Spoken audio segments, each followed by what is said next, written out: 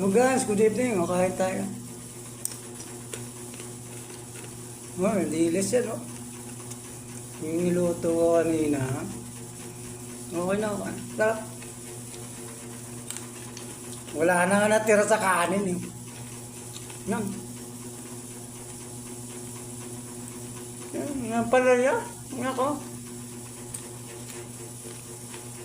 News daw. Oh, wala na natira. Oh, sarap. Saan ka dyan? Yung mga apis. Nako.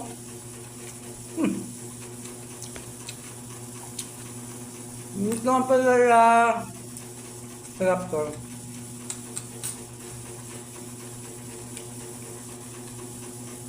Ayan o. Makaba ka niyan. Ay, ganyan. Nako. Nabubulo na yata ako. Ay, okay na. Ang problema. Guys, what's up ha? Hindi ito fake na ano, niluluto ko tapos di ko kinakain. Kinakain ko yan. Yan talaga yung pangaraw-araw ko na pinakain. Kung ano man yung pinapakita ko sa inyo dyan, ito yung kinakain ko. Na may tatapon ko yan, di ba? Pagkain yan eh. Kahit mumurahin lang yan. Grasya yan. Nako. Kain tayo. Hindi lang kain na nakain. Kayong matakot. Kain lang. Pasensya na ako ha. Nagubad ako kasi ang init. Kanina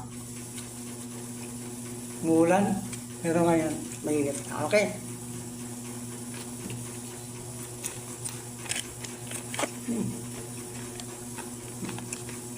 Ano? Dilis!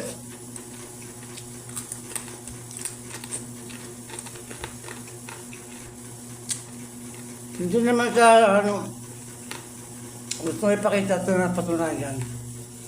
Ito talaga ang totoong buhay natin ngayon. Dahil natin magtipid. Kung anong nandyan sa hapag natin, yun yung kainin natin.